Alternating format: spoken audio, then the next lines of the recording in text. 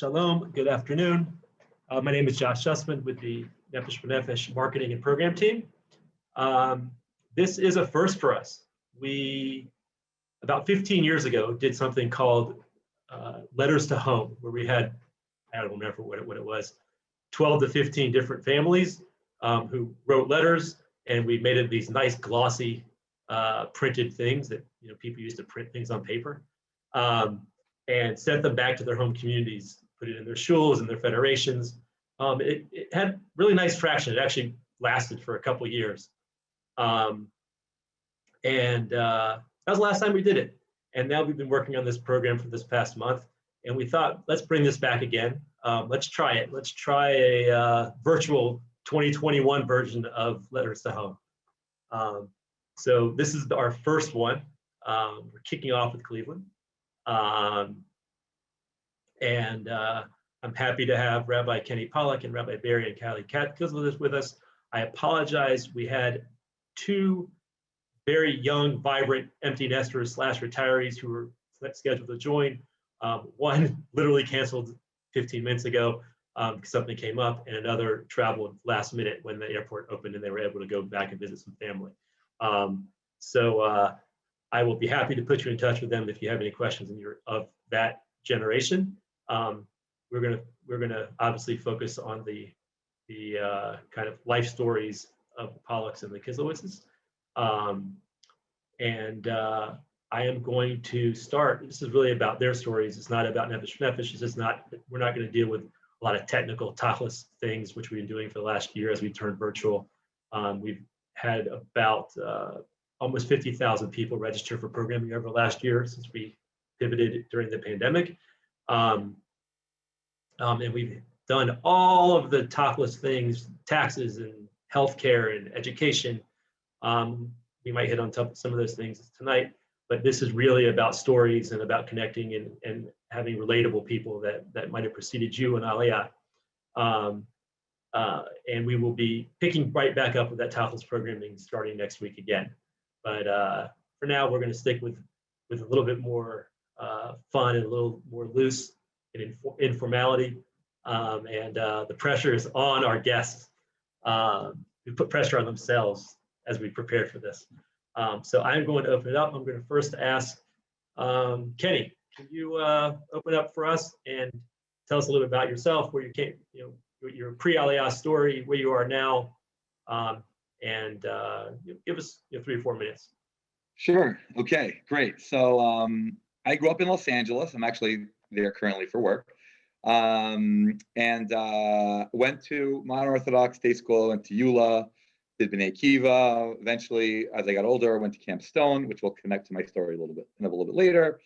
Went to a year and a half in Israel, went to YU, did Smicha, and was very much inspired by Camp Stone to enter a world of education. And even though I have a family that was very all about Tzionut, I would say that my connection to Camp Stone, eventually Cleveland, definitely was one of the main drivers of making it to Israel eventually. And when I met my wife Ilana, and we worked at Camp Stone together, that's where we met.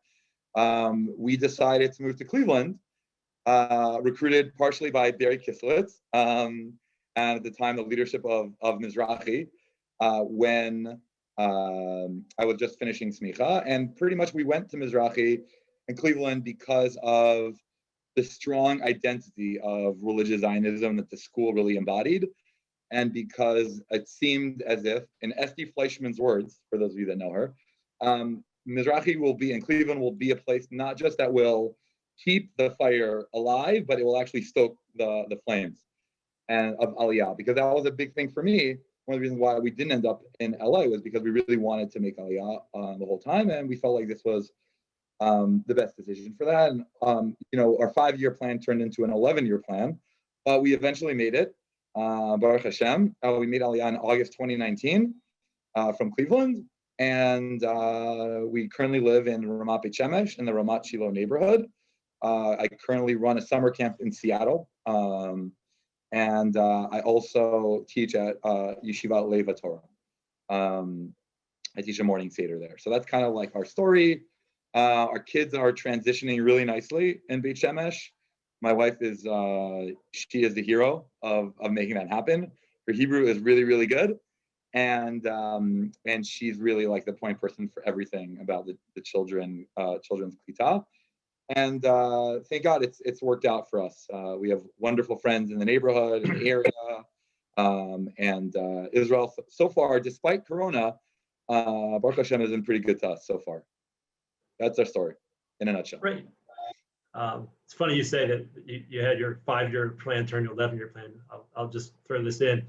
What we've seen a lot over the last year is people's 5 and 7 and 10-year plans have been moved up a little bit, and as they reprioritized and rethought out their lives a little with the turmoil of the last year. So you were able to do that without the turmoil, but that is something we were seeing. Everybody's got their triggers. Yeah. So Barry and Callie, what you got for us? Our story is remarkably similar to Kenny's, except instead of Camp Stone, it's Camp Moshava. And we also moved to Cleveland via S.D. Fleischman's words for the same reasons. And our 2-year plan became a 5-year plan, became a 10-year plan. When our oldest son got to be in 7th grade, we looked at each other and said, we cannot wait much longer. So we moved right to Efrat because that was where good Cleveland girls and boys move, and it was an excellent decision for us. Our kids were a little bit older. Our oldest was an 8th. At the time we had an 8th, 5th, 3rd, and 1st. So people that I get asked a lot about making Aliyah with kids that are a little bit older. For us, they had a wonderful transition. Moving to a place where there are a lot of Anglos was really key in terms of their success and my success. Barry's Hebrew is wonderful. Mine is catching up slowly. But it's really been great. I would say the biggest challenge might have been professionally for us, but our kids really dove right in, and it wasn't without its challenges, but there were no major issues. Things are hard, we struggle, but there's been a lot more triumphs, I would say, than setbacks. Do you want to say professionally? Professionally, I now work at the city council office. So I work for the mayor of Efrat. I do a lot of writing and translating in English for him and for the people of Efrat, which has been really great, especially during Corona, because there's a lot of information that needs to go out quickly and clearly. So I only started working there just before Corona, but it's really been a wonderful fit so far. My family story is remarkably similar to Callie's, actually. We made Aliyah about the same time. And we also went to Moshava. But I'll just add on the professional side. When we first got here, I worked for an Israeli company where I was really the only Ole Anglo amongst 2,000 employees, which was interesting. My Hebrew was up to the task, but culturally, there were all sorts of very interesting cultural adjustments as to what an Israeli work environment expects of you and what are the norms there. Aside from the basic, everybody shows up in jeans and a t-shirt, there are other differences that are a little bit more nuanced, that are easier to understand when you're in it. I worked for them doing education related pieces vis-a-vis the Tfutzot, vis-a-vis places outside of Israel, Jewish communities in Europe, South America, North America. I now teach part-time at Michal Herzog, which is an Israeli teachers college. And I run an organization that supports Jewish communities and day schools across Europe. So it's definitely been an interesting ride on many levels, I think, and we can talk about the kids and their adjustments and their process, and also that professional process of finding your place in new work environments and the differences between handling and understanding how you function in one work culture versus another. Great. Thank you. One question I'd like to throw at you guys, which is something that many people struggle with, and that is leaving your families behind. And as part of that, do you have family here? lots of people have distant cousins, but do you have any immediate family, parents, sisters, brothers, close cousins, etc.? And how did that factor into your decision-making process and your adaptation to Israel? I'll let Barry and Callie take that one first. So I actually, I have a brother who lives here, not in the same city, but in the country. And that is wonderful because he actually made Aliyah 2 years before us with his family, which had the added, two benefits of him getting here first and being able to pave the way. And also he was the one that broke my parents' heart first, which I feel good about that it wasn't me, it was him.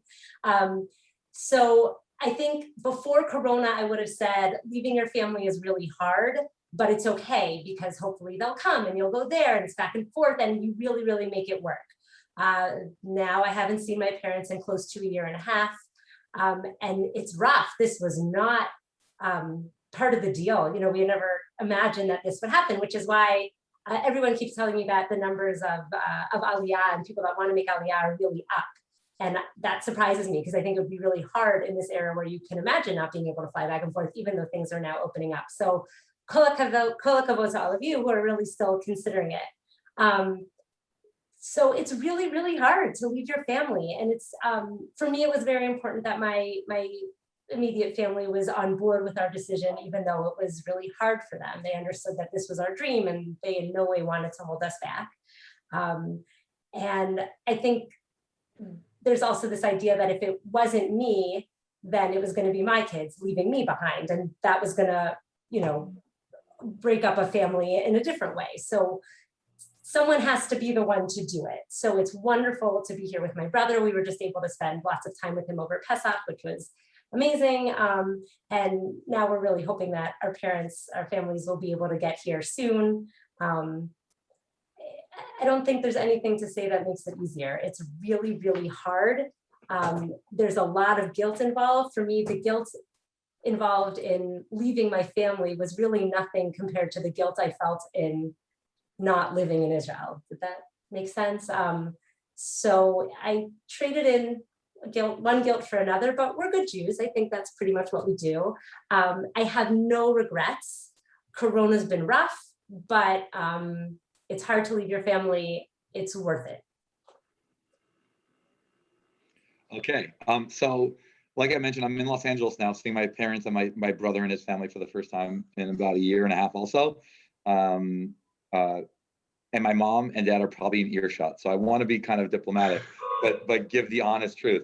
When we were living in Cleveland for 11 years, a flight away already from my parents, we saw them a few times a year. My wife's from Toronto, as are Barry's parents living there. So and that's like a very short drive. And so we saw them a lot, but they weren't part of our everyday life already. And so in that way, we didn't move from a city where they were intertwined in our daily lives. And that's made it, the whole Corona distance thing a lot easier. We made a bar mitzvah within a few months of going to Israel, just like the Kisleses did. And so in that way, we got everyone here within the first few months of Israel. And then COVID kind of affected everyone. My sister lives in New York and she didn't see my parents for 7 months. So I feel like the distance wasn't really a part of our equation. We already weren't living in a city and we didn't have access to the ways that you rely on parents already to begin with. And so like Callie, I don't feel really much guilt, but the decision of being away from parents was way more about for us being in Israel. And thank God we do have a lot of close family, both and again, like I mentioned, we both come from very Tzioni backgrounds. So my parents were thrilled for us to come to Israel. Thank God they have the ability to come, again, not currently, but in general, they have the ability to come and visit us. My in-laws also. And so in that way, when we went, it was okay, instead of seeing you guys 5 times a year, we'll see you twice a year, but for an extended period of time. And I run a summer camp, so it brings us to America in the summer still. So at least, again, it didn't happen last year, but at least in that way, we would still get the summers, with family we always had. So it wasn't a huge change for us. But what I will say is growing up again, I mentioned my aunt and uncle. Both my wife and my aunt and uncle moved to Israel, and both my and those families both have cousins. So we have a lot of first cousins that we were close with. That when we moved to, kind of became like our surrogate siblings and surrogate, like grandparents for my kids. And it's not the same, but it's really nice. And we also like have not looked back and had no regrets about that issue. And with like technology and Zoom and FaceTime, like I feel like I'm seeing my parents as much as I did before. Again, it's not real. Like when I tell my mom, like when you see my oldest son and he's going to be almost as tall as you, so that you can't appreciate until you're there in person. But like you see the changes in their faces and their like facial hair. In that way, like there is the technology in general has made it a lot easier. Like you can text, send pictures in real time with videos. It's definitely now is the era where the world is a lot smaller. Like you forget how big the world is when you fly to America and it's like you're on a plane for like 18 hours to go all the way to the West Coast. You're like, but I can talk to them in real time in 1 second. Like why should it take so long to fly? But that's really when you feel the distance, like when you're on a plane. But like day to day, you really don't as much. Thank you.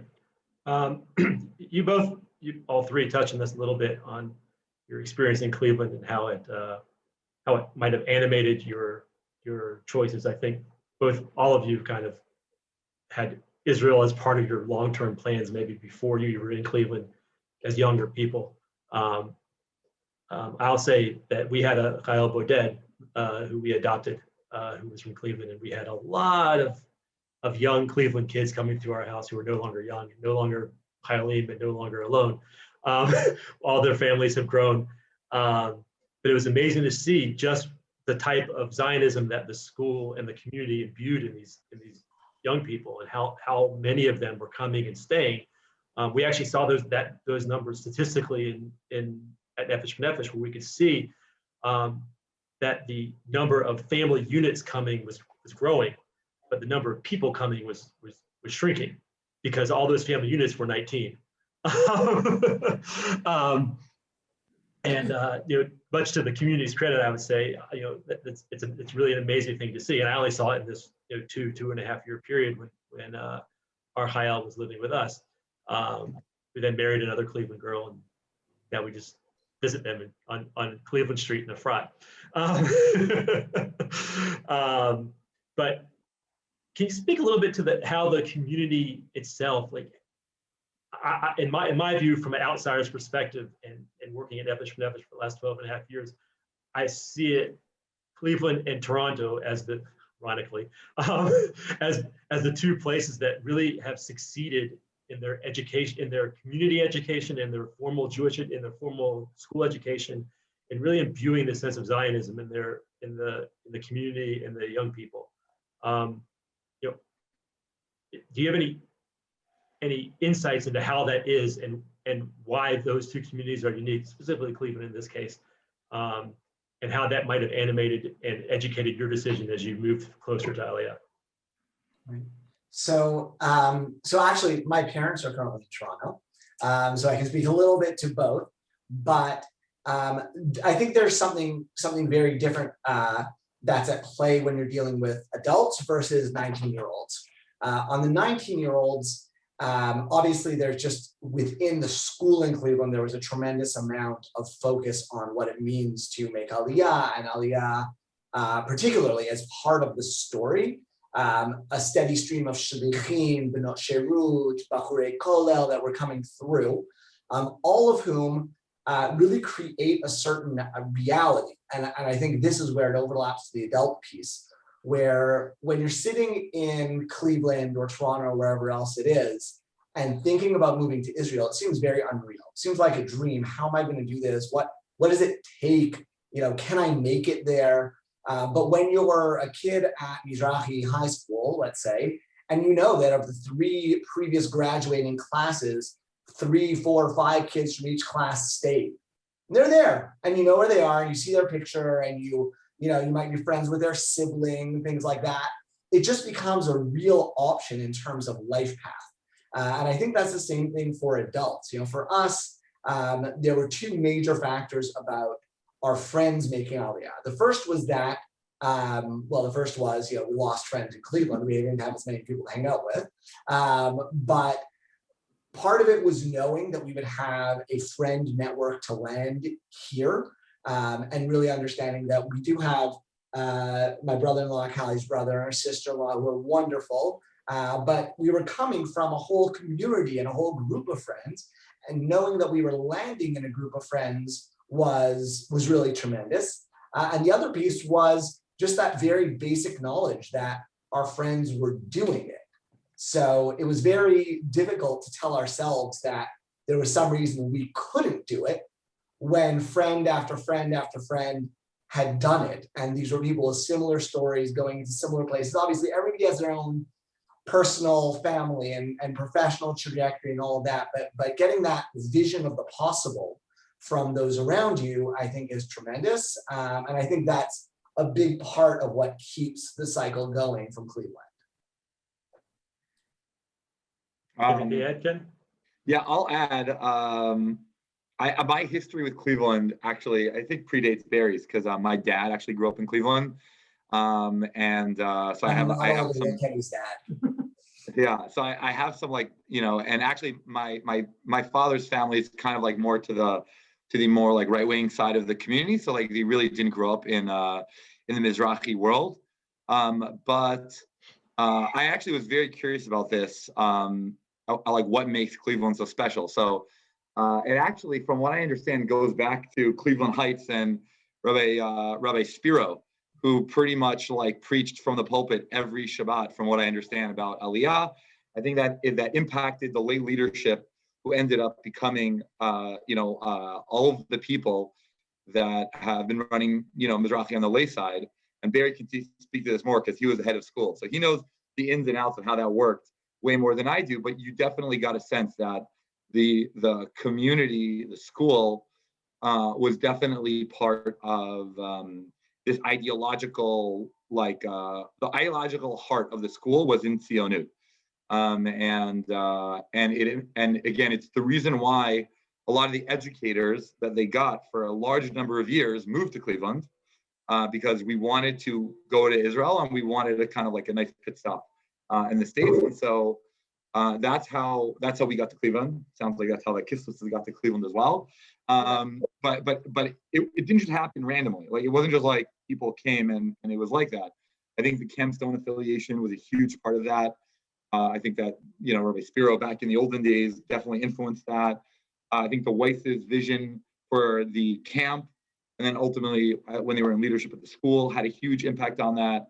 And to this day, like the lay leadership of the school, you can find a lot of them have made Aliyah.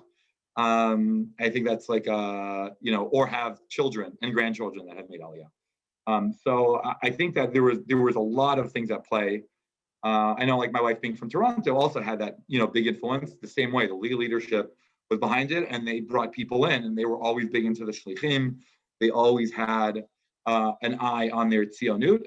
Like, it doesn't happen by accident. Like, Cleveland and Toronto were manufactured this way. It wasn't just like, oh, randomly there's like this city called Cleveland, and like people started making Aliyah. There was vision, back 30 years, 40 years to create the beautiful, relationship between Eretz Yisrael and Cleveland. And actually on when we the Yom Ha'atzmaut Tekes, prior to us making Aliyah, Barry and Callie, you weren't there. I got to speak. I got to be the reason why we made Aliyah. Everyone likes the candle, but I wanted to speak. And I said a story that some of the people on this might remember. I talked about how in Cleveland, like, making Aliyahs and like loving Israel is not just something that like we talk about in Cleveland. It's something that actually happens like every year. And like there's a lot of communities that talk about Tzionut, but like you're hard pressed to find a family that are actually like entertaining it year after year. But in Cleveland, like, it's an ongoing conversation with families from the school. So I think again, like I said, it is by design, and definitely the younger generation, they see that. They see their teachers, they see their parents, friends groups just picking up and going. with really good lives. We had a very, very, very good life in Cleveland with job stability, community, friends, and you know, unlike Barry and Cali, we are the first kind of like of our chevra to go. So it was a little bit harder. Barry and Cali, I feel like kind of you guys brought up the rear of your friend group, but you guys are all there, and like and so we hope to bring the rest of our people along. And you know who you are if you're on the Zoom. Talking to you guys. I have somebody posted a question on the Q&A, and I've done hundreds of webinars over the last year, and nobody's really posed this question in this way before. And I'm interested to see, you might not even have the experience or the friends to relate to this, but he says that, you know, I know the success stories. I'm more interested in people who tried and returned. You talk about people who you know who tried and left Israel. What problems did they encounter, and that caused them to decide to leave? I'll add to that. One of my questions at the end was to wrap up was going to be, you know, what were some of what's the biggest challenge you faced, not counting Hebrew. So I'm going to tie that question in to this question that we had from one of our listeners. I don't know very many people. I mean, I've been here for 17 years. I don't know very many people who left. So I don't have much to offer there. But I wonder if you have experience with friends, acquaintances who have been here for a few years, gave it a go, and decided to go back. So I actually, I don't know very many people from once we're here. Prior to coming, there were definitely a few that I'd encountered. And I think that their issues broke down into three categories. One was people who came without realistic expectations of what they would potentially do professionally and what it might take. So, you know, one individual I was speaking to who just had a certain job, got here, and then only after getting here realized that the salary paid for his job was not the kind of salary he was looking for, and was very frustrated because everywhere he went, this is what they were paying for that job in that range, and ultimately hit a dead end. And I remember speaking to him and kind of thinking, well, how did you not know that beforehand, right? You do something pretty specific, everyone's paying the same amount. There are certain pieces of research that perhaps would have been helpful to do. The second was kids who didn't adjust. Either because there was a particular social issue, learning issue, acculturation issue, that I saw probably more. And the way someone put it to us, I think when we were at our first Nefesh B'Nefesh meeting in Cleveland, someone around the table said, you will be as happy in Israel as your least happy kid, which is true in general about life, but definitely in terms of Aliyah. And that I think was the reason that I saw most frequently when I encountered people who chose to leave Israel. I mean, I'll just second what Barry said specifically about the job. It takes a tremendous amount of research and patience to wait for the right time to go, and that might like go contrary to like what's pushing a lot of people to go now, which is you know, like, wow, COVID, I can just go. You know, my job's on Zoom now, you know, all the time. And so I just think that like the people that I know that have not made it are people directly connected to Parnassa challenges. I don't know as many stories about people whose like families don't stay because of like you know, one unhappy kid. But I'm sure that there are cases like that. But I would say the most important bit of advice I can give is to do as much research as you can, and to like wait for kind of like the on-ramp when it shows up, and not to miss that ramp when it like smacks you in the face, because everybody has a different set of circumstances, and the timing is key, but the research. I know for us, like I said, we had a 5-year plan. At around year 6, I started like implementing the plan. It just took like 4.5 years to come into fruition, and it needed a few bits of siyata dishmaya. And when it did, I said to my wife, I'm like, we can't miss this opportunity. Or if we're going to miss our ramp, and then we're going to have to like go all the way around, and like it's going to take too long. And then we'll be like, stuck doing it in retirement. And definitely people do that. But then you risk like having your kids spread out all over the world. And that wasn't something that we particularly wanted. So yeah, over research. Okay, thank you. You all touched on your kids, and it sounds like your kids are all doing fairly well. I'd like to kind of circle back around to the kids a little bit. Just share with us a little bit about your kids' adaptation process. Every kid's different. There's a myth out there that by Hanukkah your kids will be speaking Hebrew and be Israeli, and that's very much a myth. I think there are some kids that by Purim Pesach time start getting to that level. That was actually one of the big challenges of the people who made Aliyah in the summer of 2019, that their kids had just got their feet under them, and then March came, and then this year has obviously not been the easiest of years either. And sometimes, and there's this notion that also older kids sometimes have a harder time, but it's really, I've seen that there's a lot of familial issues. Like, it's not always the oldest, and it's not always the youngest it's not always the oldest that struggles. It's not always the youngest that has it easiest. Can you talk a little bit about your kids, their different adaptation processes, what helped them, what people might be able to do to prepare their kids in the year or two before they're making Aliyah, and what maybe some key pointers upon arrival that you feel like help kids adapt as easy as they can to what is obviously not the easiest transition. Right. So I would say that they definitely learn Hebrew by Hanukkah. It's just unclear which year. But definitely by some Hanukkah they've learned Hebrew. I'll say a couple things. I think there's an unending number of possible responses here, but I think there's a lot of preparation that has to do just with your relationship with your kids. You're about to go through a really difficult time. The parents are going to go through a difficult adjustment. The kids are going to go through a difficult adjustment, and giving them as much opportunity in advance to talk about it, to process it with you in a way that makes sense for them. I'm not saying like bring it up every single night over dinner, but from time to time, making sure that you're checking in and you're connecting, and you know that you have that kind of supportive relationship as much as you can with your kids is a really big piece of it. We did some private Hebrew lessons for our kids in advance. I don't know that they made any sort of difference whatsoever, other than the fact that we felt we were doing something and the kids felt that they were doing something. So, that was nice, but the actual contribution to their Hebrew speaking was equivalent to like one day of being in Israel.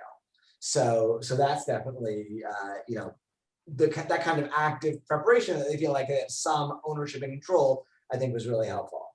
Yeah, one thing I'll say is I think the reason our kids have done as well as they've done is because we moved to a place with Anglos, which is almost counterintuitive, because I think there's a real fear of people saying, oh, you live in Efrat, everybody speaks English, your kids are never gonna adjust. And maybe that's true for some, but that's not been true for us. We moved to a place with a lot of Anglos, and therefore our kids had friends when they landed. I mean, not automatically, but there was a lot of Anglo kids. They could go to school and not dread school because they had some buddies. And because there are so many immigrants to Efrat, the schools are ready for us to some extent. They know you're coming in advance because we have a wonderful immigrant coordinator who knows the kids, knows what schools they're going to, and says to them, you've got an immigrant kid in 4th grade, and she tells us, that your child automatically gets 4 hours of private tutoring a week. This is the name of the private tutor. The schools are going to make it happen. And it happens, or it doesn't happen to the extent that you're really excited about it, but it happens. And so our kids, upon landing, had English-speaking friends, but we're also getting pretty good Hebrew tutoring from the beginning. And our kids do speak Hebrew very well, I think, as some better than others, depending. But Josh, you mentioned the Hanukkah, and my favorite story about all this is when my daughter, so she was in first grade when we made Aliyah, and she definitely had the easiest transition of all of us because she was younger and her brain was just ready. But the first, until Hanukkah, I think she actually cried every day when I dropped her off at school and came home and said, I don't know what we did. I don't know. I don't know.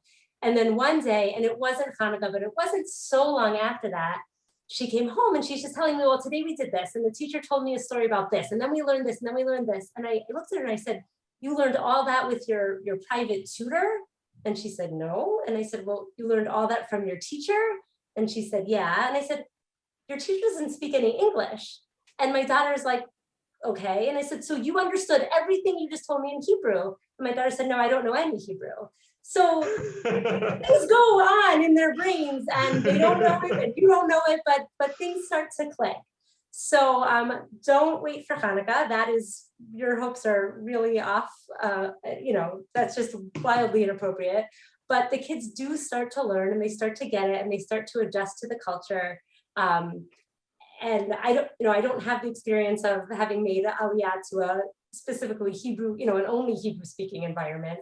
I'm sure there are ups and downs to that as well, but I feel like I'm all for moving to communities where there are lots of Anglos. I think you need support, they need support, and you will still get the Hebrew. It might come a little bit slower, but it comes nonetheless. I would say the same thing. Definitely, every kid is different. That goes without saying. We also definitely in Beit Shemesh, Ramat Beit Shemesh specifically, has a very, very, very large Anglo-speaking community. And for my kids, their happiness was the most important thing right when we got here. And the neighborhood is amazing for that. So they all had new friends. Definitely helped that we moved from Cleveland with really, really close friends the same year, and a lot of their kids overlap with our kids. So we lived on the same level in our building in Ramat Beit Shemesh. So that was also really helpful. Definitely, I think that for young kids, the most important thing is their happiness at the beginning socially, and that just equals English speaking friends right off the bat.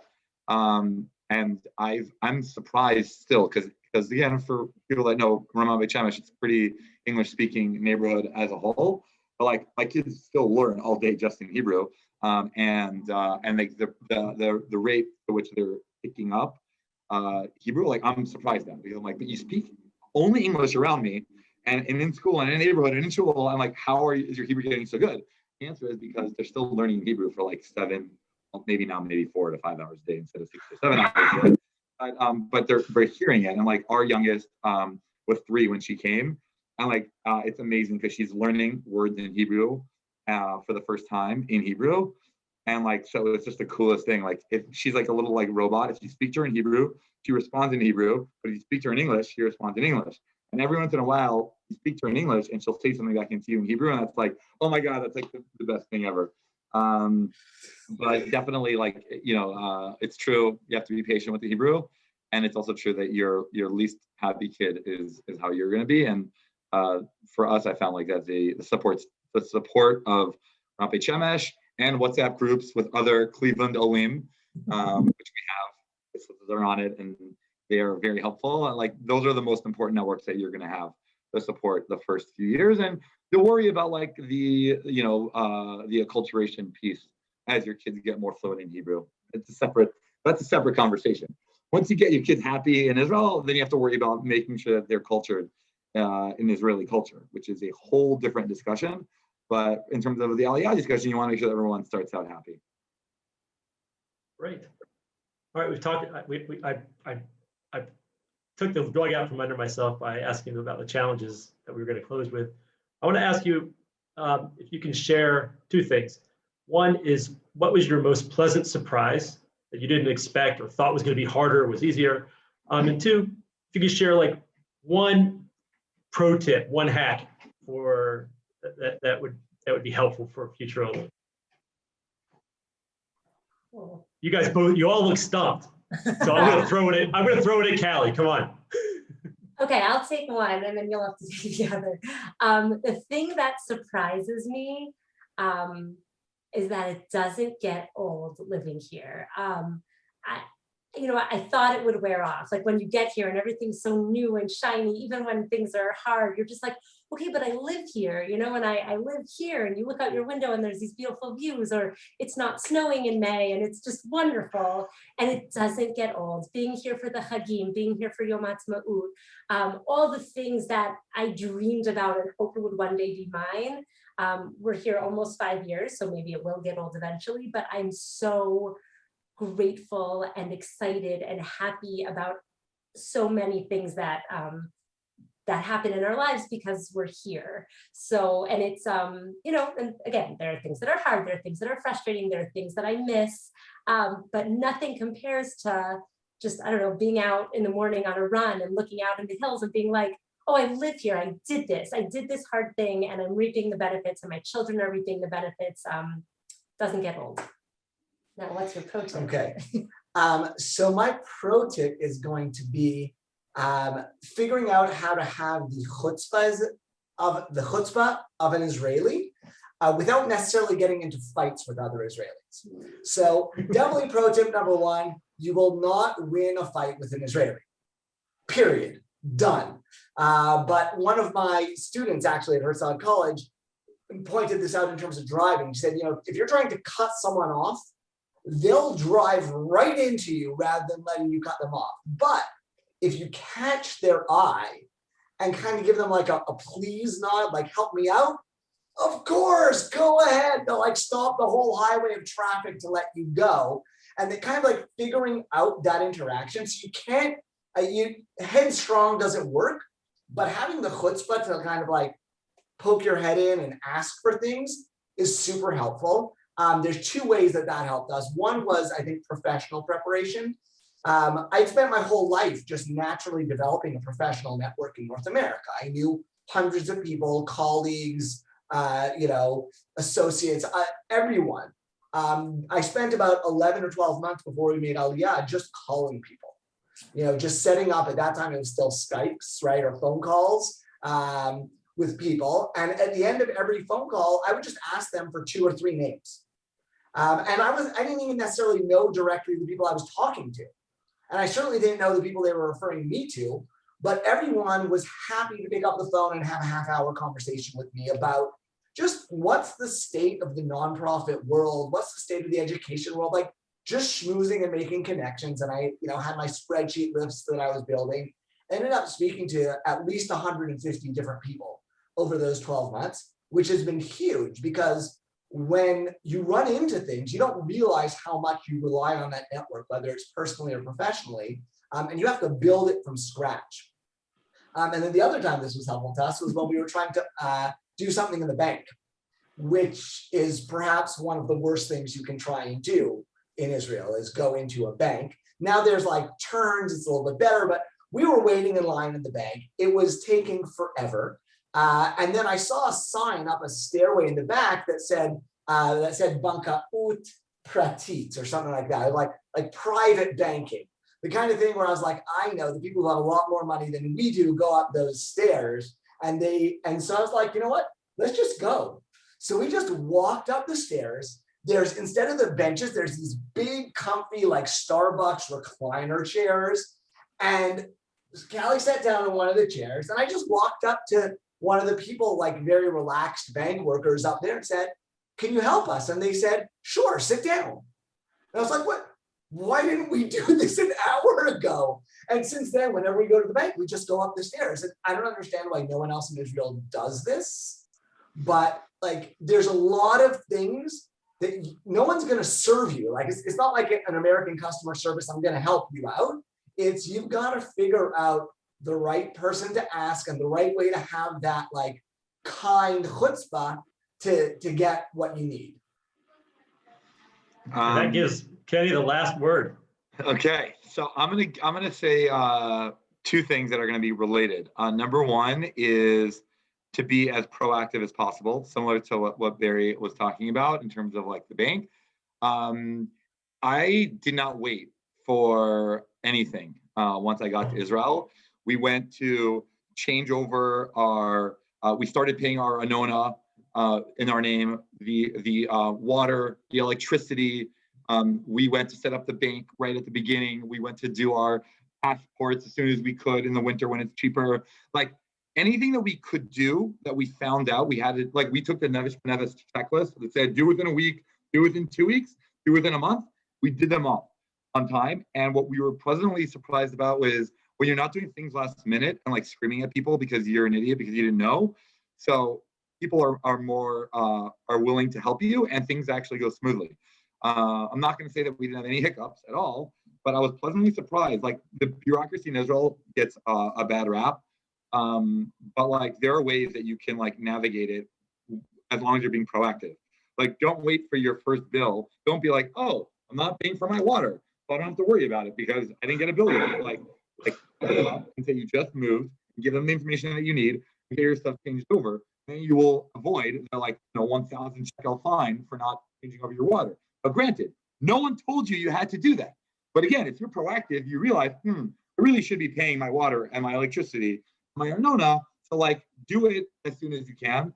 So that's my pro tip is like be proactive as you can, follow the Nevis Benefesh checklist at these suggested times, and then you will be pleasantly surprised that like you'll take care of things in a timely fashion.